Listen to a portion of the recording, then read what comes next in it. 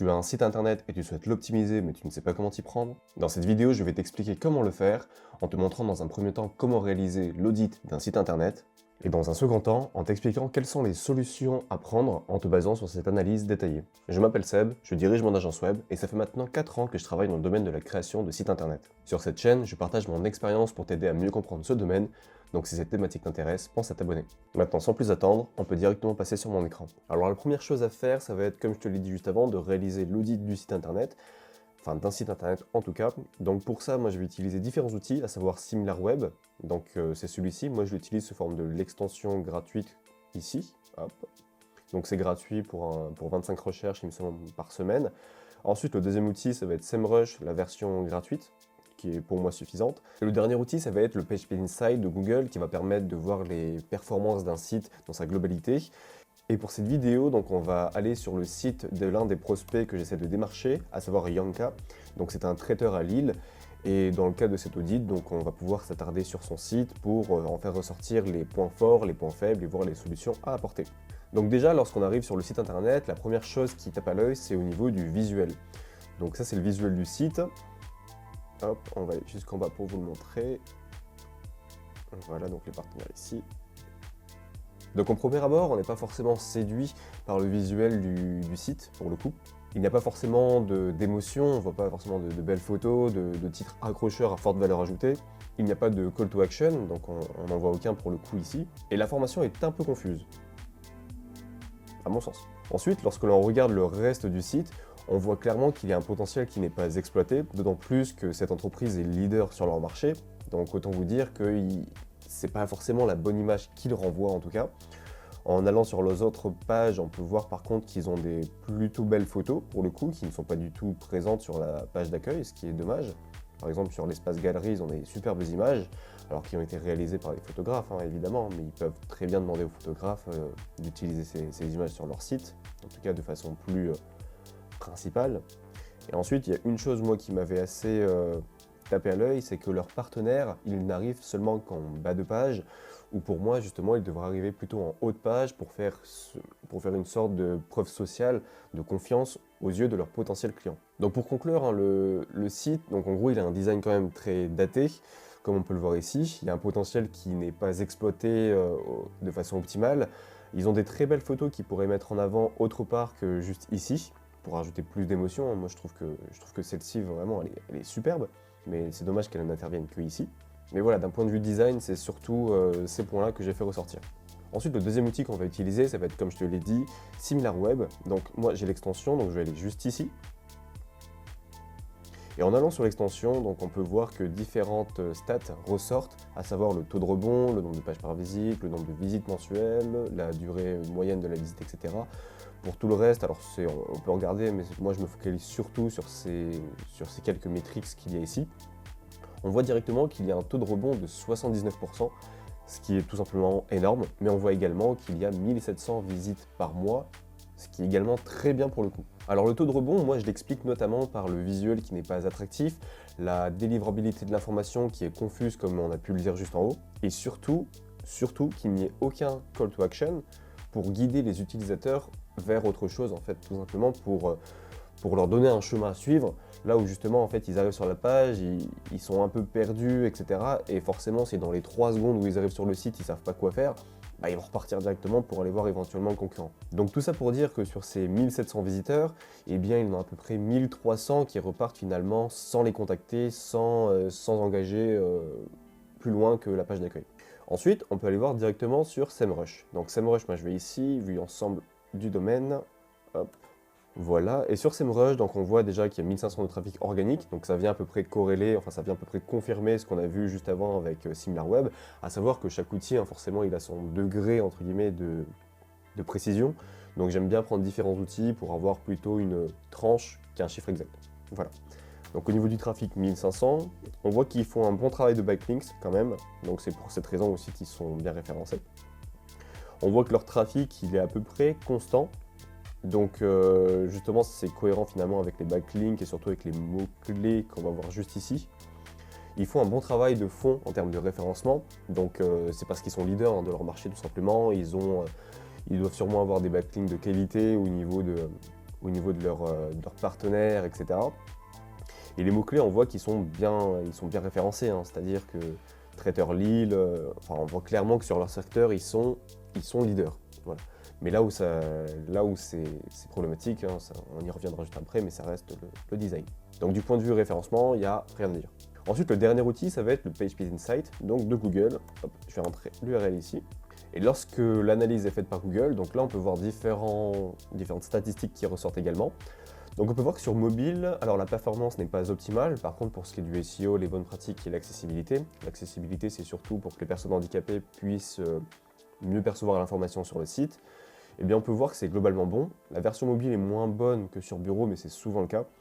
Mais quoi qu'il en soit, voilà, il n'y a pas grand chose à dire, hormis le fait qu'il pourrait éventuellement rendre plus performant le site sur mobile, sachant que ça représente à peu près 90% des utilisateurs aujourd'hui. Donc voilà, globalement, on vient d'effectuer l'audit du site avec les différents outils qu'on a pu voir ensemble. Alors qu'est-ce qu'on peut dire en conclusion?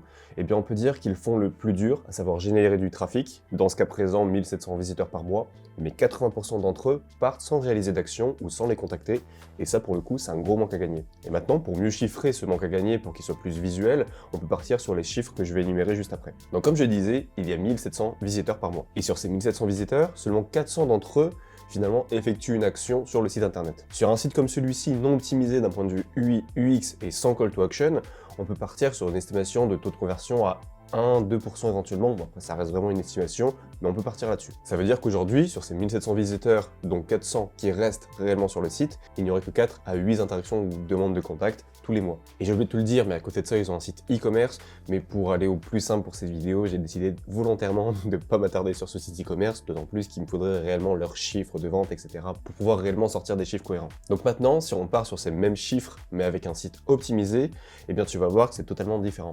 Alors comme je le disais, on garde les 1700 visiteurs par mois. Avec un site optimisé, on peut partir sur un taux de rebond de 30%, contre 80% aujourd'hui. Donc ça voudrait dire qu'il n'y aurait plus que 400 visiteurs qui resteraient, mais plutôt 1200 tous les mois. On peut estimer qu'on réussirait aisément à doubler le taux de conversion en le faisant passer de 2 à 4%. Donc ça voudrait dire que sur ces 1200 visiteurs, il y aurait tous les mois 48 demandes de contact. Et on ne parle même pas du référencement naturel qu'on pourrait davantage optimiser, générant ainsi beaucoup plus de trafic, qui générerait ainsi beaucoup plus de contacts, etc. Et bien maintenant que je t'ai expliqué quel est le réel manque à gagner pour ce site internet, et bien tu comprends réellement l'intérêt d'une optimisation pour celui-ci. D'autant plus que ce constat, on le retrouve sur beaucoup de sites internet, c'est-à-dire qu'il y en a beaucoup qui génèrent du trafic, mais sans le convertir. Ensuite, à côté de ça, il y a les beaux sites, mais qui ne génèrent pas du tout de trafic. Et pour finir, il y a ceux qui n'ont aucun des deux, qui ne sont ni optimisés du point de vue référencement, ni du point de vue visuel. Dans la suite de cette vidéo, on va maintenant parler des solutions à mettre en place par rapport à cette analyse détaillée, mais en se focalisant surtout sur les deux premières typologies de sites internet, à savoir ceux qui génèrent du trafic sans le convertir, et inversement. Donc pour commencer, les sites internet qui génèrent du trafic, mais sans le convertir. Donc comme on l'a vu précédemment, dans le cas de ce prospect, ça va surtout être de l'optimisation UI-UX, et quoi de mieux qu'un visuel pour mieux illustrer ça directement sur l'écran. Donc maintenant on revient sur le site actuel donc, du prospect, donc le voici. Moi je vais surtout m'attarder sur l'aérobanner pour le coup, donc cette partie-là c'est vraiment la première page qu'on voit lorsqu'on arrive. Donc déjà quand on arrive on voit que le design il est un peu daté, forcément, il y a des problèmes d'alignement, il n'y a pas du tout de call to action, donc pour moi ça c'est vraiment le point le plus important. L'information est peu claire, c'est-à-dire qu'on s'y perd peut-être un peu au niveau des menus pour faire quelque chose de plus ludique. Il n'y a pas de phrase d'accroche à haute valeur, donc pour le coup on arrive ici, on voit les informations, mais ça on pourrait les mettre différemment. Et surtout, moi ce que je disais tout à l'heure, c'est que les partenaires en fait ils se trouvent en bas de page, là où pour moi ils devraient se trouver directement en haut de page pour justement donner davantage confiance aux prospects. Donc maintenant en prenant en compte justement ces différents points que j'ai évoqués, et puis on va directement aller sur Figma là où j'ai réalisé le design un nouveau design en tout cas pour cette aérobanner avec les points qu'on a pu évoquer. Donc là voici le nouveau design que j'ai réalisé, donc ça c'est l'ancien, ça c'est le nouveau, donc attendez je vais zoomer, tac. Donc en prenant ce design en compte, on voit que c'est beaucoup plus aéré. L'image globale renvoie déjà à quelque chose de plus haut de gamme, de plus professionnel et moderne, surtout avec justement cette aération du design, etc. On garde tout de même les couleurs, finalement, leurs couleurs de branding. Le call to action est clairement visible en haut à droite, c'est super important. Déjà rien que ça, à mon sens, ça devrait faire baisser le taux de rebond sur ce site internet. Ensuite, il y a moins d'informations à l'écran, donc au niveau du menu, donc ça sera mieux rangé. Là pour le coup c'est juste un visuel, mais idéalement le menu ça pourrait être un méga menu qui est beaucoup mieux rangé que ce qui est le cas actuellement. On voit qu'il y a beaucoup trop de choses.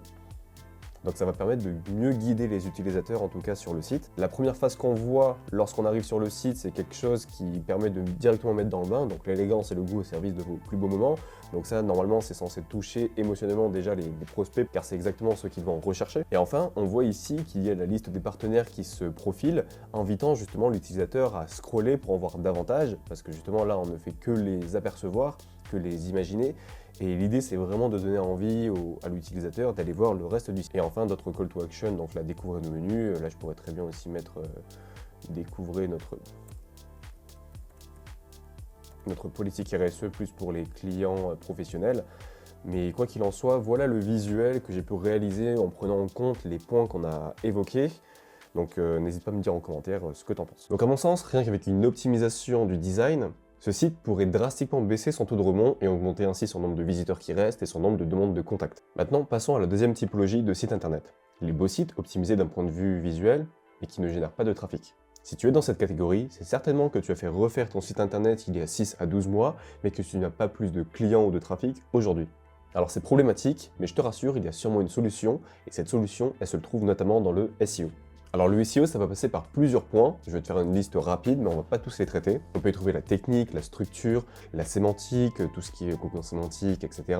Les meta-titles, les descriptions, les balises alt et la compression des images, la performance globale d'un site internet, la Search Console, la stratégie de mots-clés, le blog, la stratégie de contenu, etc. Bref, il y a beaucoup de choses au niveau du SEO à prendre en compte, mais par souci de durée pour cette vidéo, on va surtout traiter 3 points principaux que tu pourras mettre en place dès maintenant, et je te ferai une vidéo plus longue pour aborder tous les points du SEO que j'épinglerai quelque part par ici. Alors pour commencer, on va parler de la structure. Pour bien référencer une page aux yeux de Google, il faut lui faire comprendre l'importance de l'information que tu vas lui délivrer, et ça passe par les balises titres. Les balises titres, tu en as peut-être déjà entendu parler, c'est tout ce qui est H1, H2, H3, etc. Et il y a des règles essentielles à respecter pour bien qu'elles soient comprises et perçues par Google. La première règle, c'est qu'il ne doit y avoir qu'une seule balise H1 par page. Ensuite, idéalement, il faudrait inclure le mot-clé principal sur lequel tu veux positionner ta page dans le H1. Et enfin, il faut que tu respectes un ordre hiérarchique au sein de ta page elle-même, donc à savoir H1, H2, H3, en ne faisant aucun saut hiérarchique, en passant par exemple d'un H4 à un H2 directement, sans être passé par un H3 au préalable, etc. Rien qu'en faisant ça, ça devrait déjà améliorer ton référencement. Ensuite, comme deuxième conseil que je peux te donner, très facile à mettre en place, c'est de mettre des balises alt sur des images et surtout de les compresser dans un format bien spécifique. Les images que tu vas mettre sur ton site, elles vont peser un certain poids. Pour optimiser la performance globale de ton site internet, il va falloir que tu les compresses au maximum tout en gardant un maximum de qualité, et pour ça, ça passe par le format WebP. Le format WebP, c'est un format optimisé justement pour les sites internet et pour Internet dans sa globalité. Ça permet d'alléger au maximum ton site internet tout en favorisant la qualité de ces images. Et ensuite, une fois que tes images sont bien optimisées, eh bien idéalement, il faudrait que tu mettes le mot-clé dans le titre de ton image et surtout que tu y rajoutes une balise alt. La balise alt, c'est ce qui va permettre à Google de comprendre ton image et surtout de la référencer sur la description que tu vas lui mettre. Et le dernier conseil que moi je peux te donner, c'est d'utiliser la Search Console. Donc la Search Console, qu'est-ce que c'est? Eh bien c'est un outil gratuit mis en place par Google qui va te permettre de lui demander directement d'indexer une ou plusieurs pages de ton site internet. C'est un outil très utile et généralement quand ton site ne génère pas de trafic, c'est tout simplement qu'il n'est pas indexé sur Google. Donc si ce n'est pas déjà le cas, moi je t'invite à créer ton compte sur la Google Search Console pour commencer à référencer tes pages. Et comme pour le référencement dans sa globalité, j'effectuerai une vidéo plus longue sur ce sujet que j'épinglerai par ici. On arrive maintenant à la fin de cette vidéo et tu devrais être en mesure de pouvoir réaliser toi-même un audit de ton site internet et d'y appliquer des conseils qu'on a pu voir ensemble dans cette vidéo. Et maintenant, si tu souhaites aller plus loin, je t'invite à prendre rendez-vous directement sur mon agenda en cliquant sur le premier lien dans la description. Je te réaliserai un audit approfondi gratuitement de ton site internet et je te donnerai les axes d'amélioration que tu pourras mettre en place. Si la vidéo t'a plu, pense à la liker et à t'abonner. Et si tu as une question, n'hésite pas à me le dire en commentaire. Sur ce, moi je te dis à bientôt.